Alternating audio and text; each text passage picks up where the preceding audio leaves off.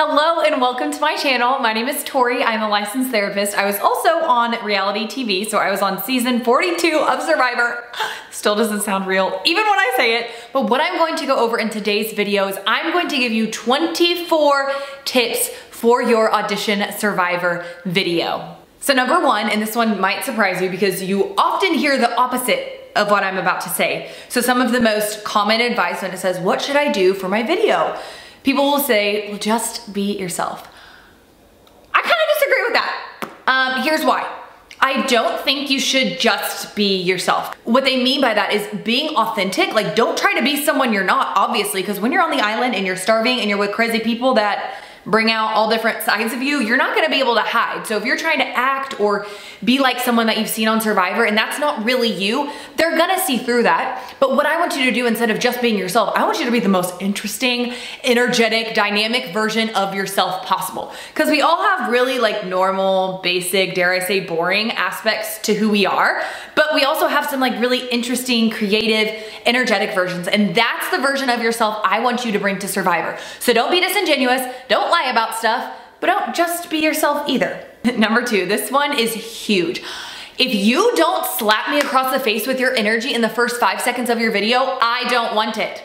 Don't even submit it. You have to think of your video as real estate, and the first couple of seconds are prime real estate. We don't know what it's like when they are watching audition videos. I'm gonna assume they don't watch all 3 minutes of every single person's video who submits. So you need to grab their attention within those first 5 seconds with being your most energetic self possible. Remember, and I think this is actually the next point.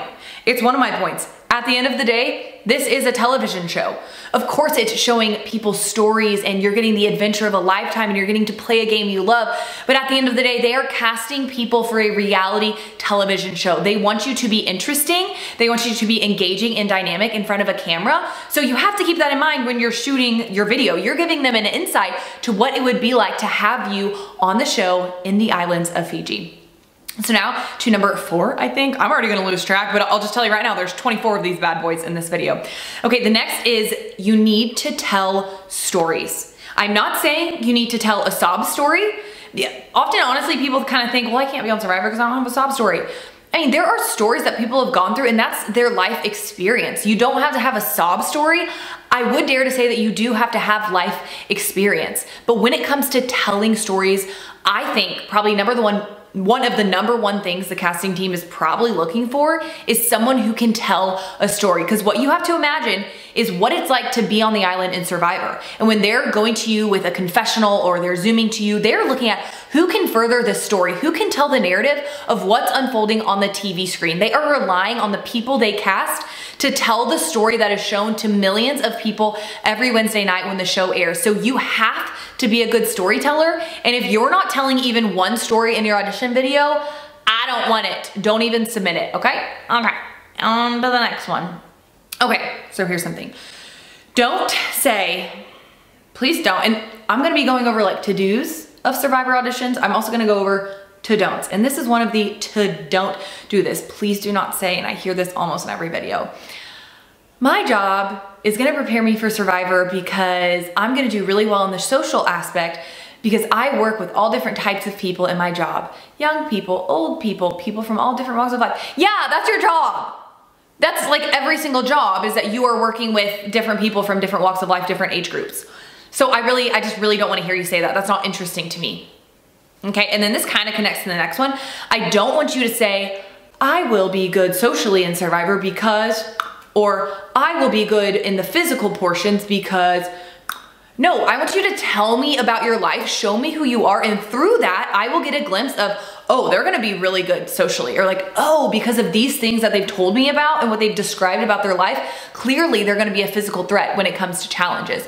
Don't tell me something, I want you to show it, and even better, illustrate it through a story. Okay, now, I have to get into these. These are kind of like the logistical aspects.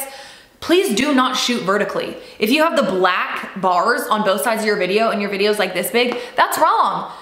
Turn your iPhone sideways. It is not that hard. Please shoot horizontally. Also, make sure you just have like decent quality. I mean, if you have an iPhone, you're good to go. That's good enough quality. You don't have to buy an expensive camera. But also when it comes to audio, I'm not saying you have to buy a microphone, but what I am saying is if you're gonna be outside especially, there were so many videos I was watching where the sounds from outside, whether it was like cars or the wind, that was a big thing, or like running water or screaming kids, that was distracting. It was taking away from what you were saying, and I want you to be the center of attention of your video. So in terms of audio, just make sure you're in a quiet space and make it in a space where you can be loud. Like me right now, I understand I'm shouting almost, right? But if I was like, you know, in an area where I didn't want people to hear me, I would like maybe talk like this, and like, you're not getting the same amount of energy, okay? So be somewhere where you can be loud and you can be heard. Another logistical is please do not hold your phone. Please do not record the video talking to yourself like this. Because when you do, number one, what does it do? It kind of shakes. And then also when I'm talking to my phone like this, I am already having to kind of take back from my body language and from using my hands. Cause look, I can literally only use one hand and I have to make sure to keep it steady. So just don't shoot on your phone. Just set it up against something. You can balance it on like books or against a coffee mug. It is not that hard. And then also, yeah, I already said don't whisper. Just obviously don't whisper. Okay. The next, so this is kind of planning for your audition video. Something I think is helpful. It's something I used for years in pageants, was to come up with pillars.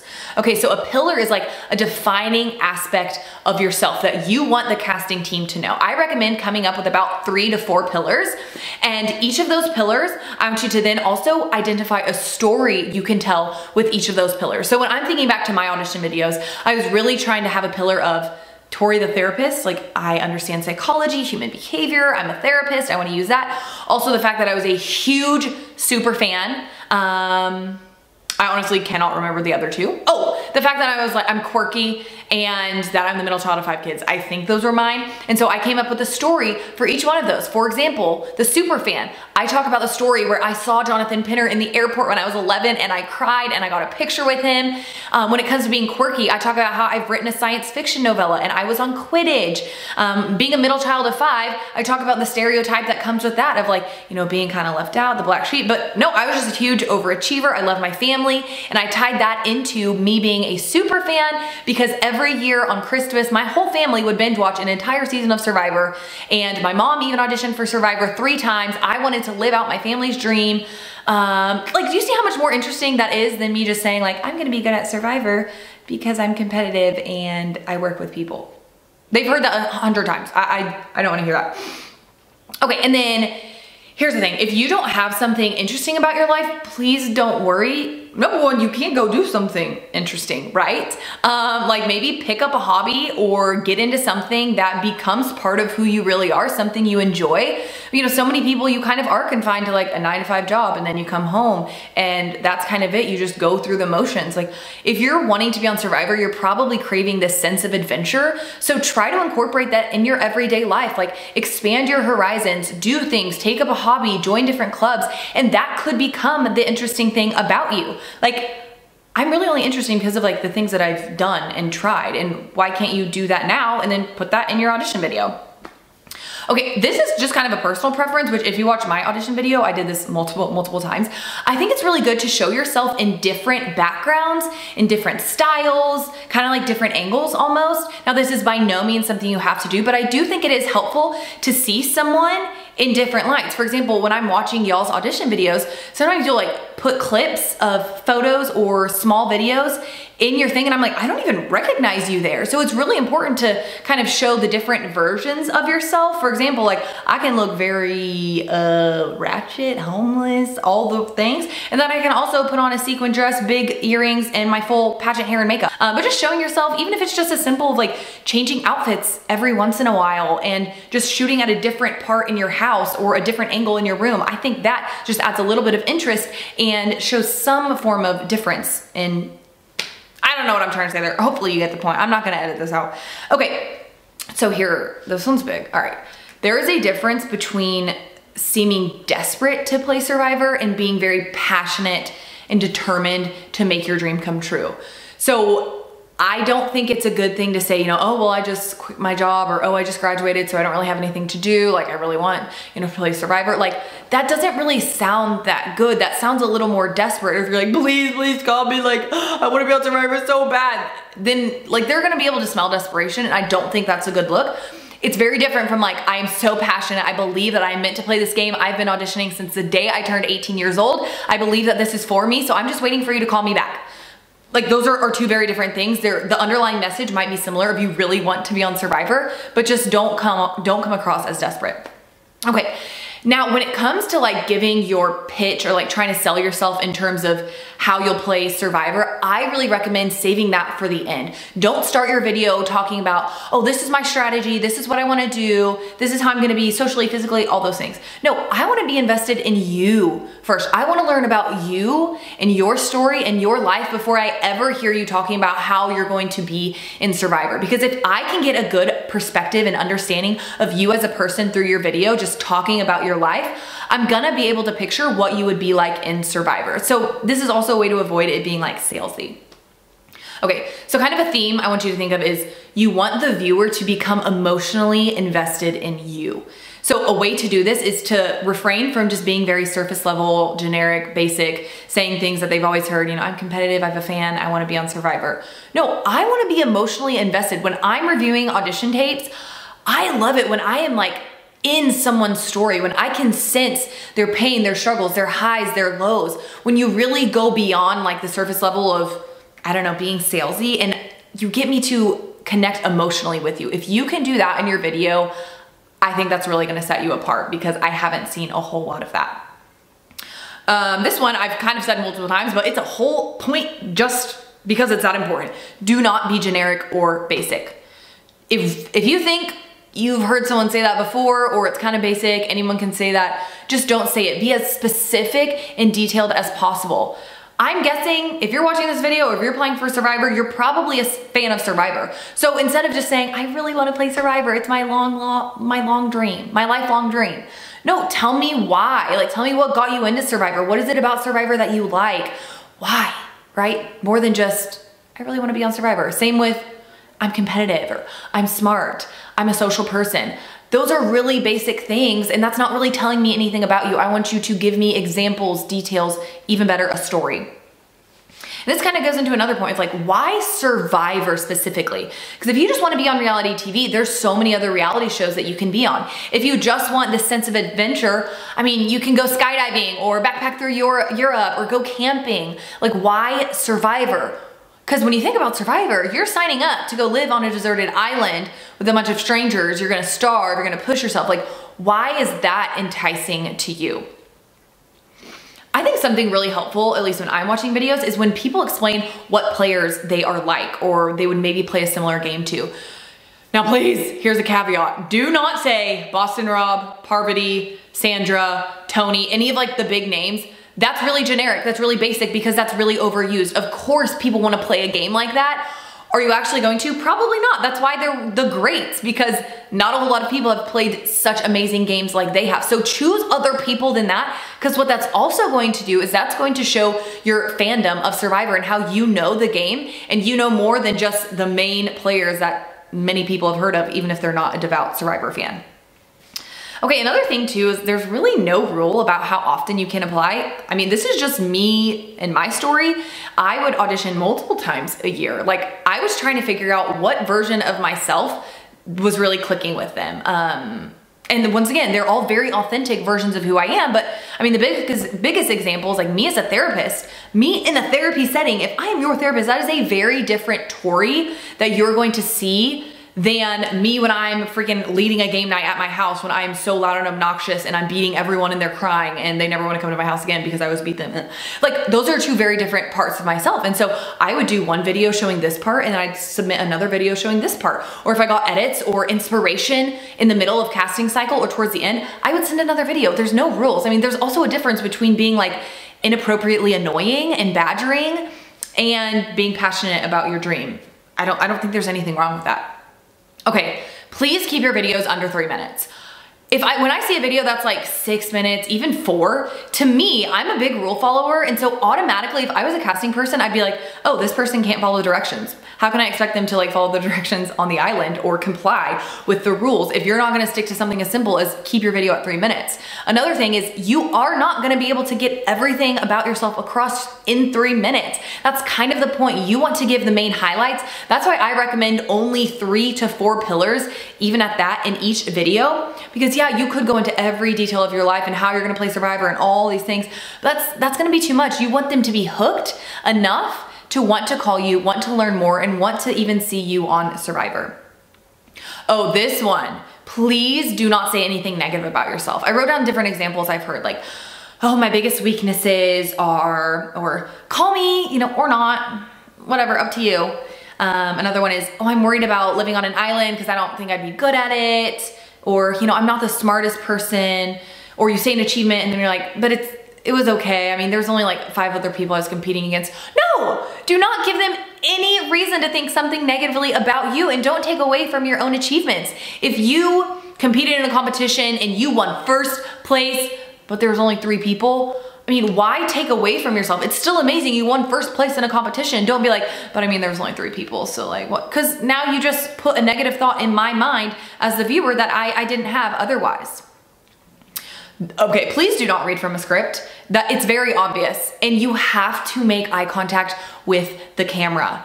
Yeah, I put here, like, that's what it's like on the island, especially if you're uncomfortable in front of a camera. Like, remember, you're applying for a reality show. You are applying to be on television. Yes, it's Survivor, your dream adventure of a lifetime, but at the end of the day, it's a reality show. So you need to be able to talk to a camera. If you have to take multiple takes, okay, I have noticed it seems like people are more uncomfortable staring at the camera when they have someone physically holding the camera. And also that can make it shaky too. So I recommend just shoot it in a room by yourself with it propped up against something, and then you don't have to worry about like kind of making eye contact with whoever's behind your camera. But you're gonna have to get used to it because there's people all around when you're on Survivor and talking to those cameras. Okay, be very, very intentional about how you order things. So when you come up with those 4 pillars, figure out which one's the most interesting, the most important, the most dynamic and engaging, and put that one first.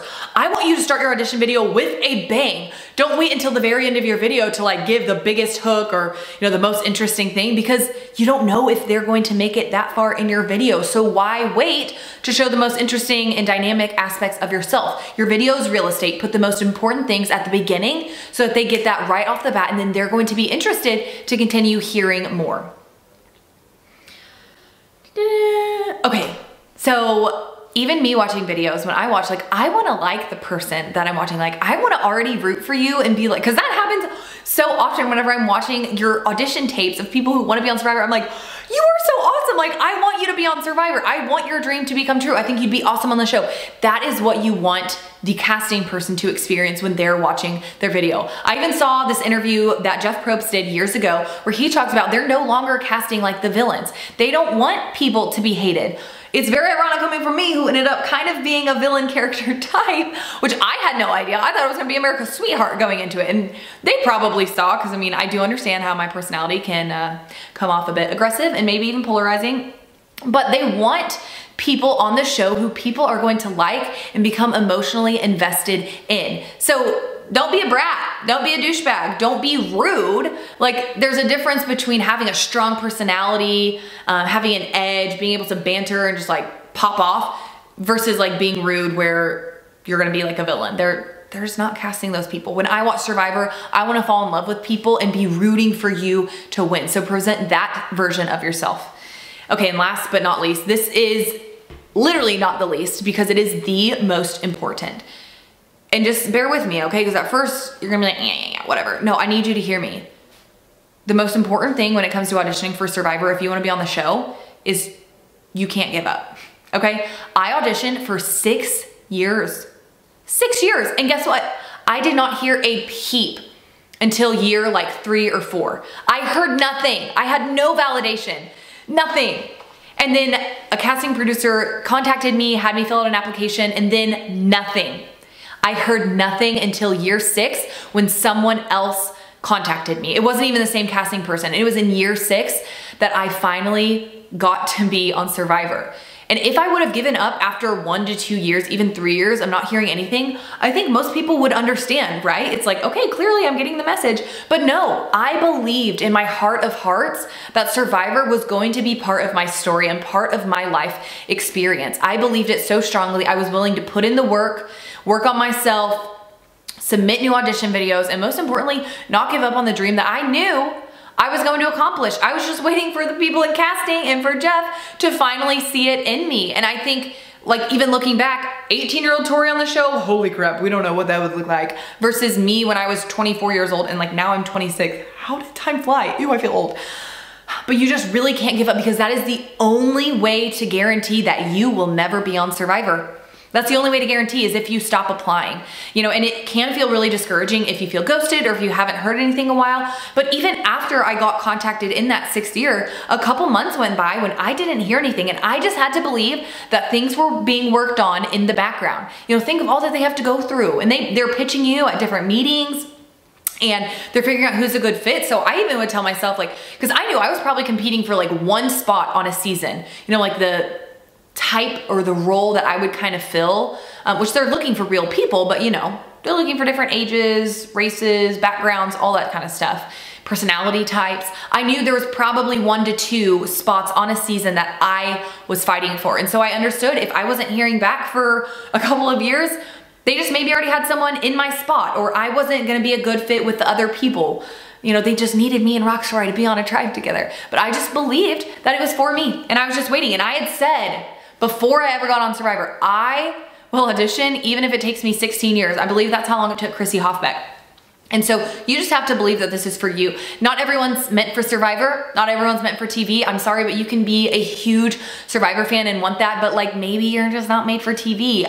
That's just the truth of it, okay? But no, I knew it was for me, and I was willing to work, and I did make my dream come true. And I say all of that to encourage you and say, do not get discouraged. Do not give up, because that is the only way to guarantee that you will never be on the island, that you will never hear Jeff say, come on in. You'll never get the chance to wear that immunity necklace around your neck and have the anxiety and thrills being at tribal council, having the cameras in your face, realizing that you are living your dream come true. So that's why you can do all the things right in a video. You can have a perfect video, but if you stop and you give up, that's the only way to solidify your fate. So I hope that this video was helpful, giving you 24 audition tips for your Survivor video. The reason I do this is because I love the show. I want people on the show that I root for, other super fans. Like, I know that my story is not a unique one in the sense that you're gonna hear no, but you have to keep trying if you believe that this is for you. So if you have any other questions, leave them in the comments below. I'll be answering them. I can even do other videos to go into more detail on things, but I just wish you the best of luck. Make your dream come true, make it a reality, and don't give up. I would love to welcome you into the Survivor family. Thanks for watching. Oh yeah, and subscribe. Please subscribe to my channel, because this probably took me, I don't know how many minutes and hours of editing. Please subscribe. I'll be making more Survivor content. I think it would pique your interest. So thanks so much for watching, and subscribe, and we'll talk later. Bye y'all.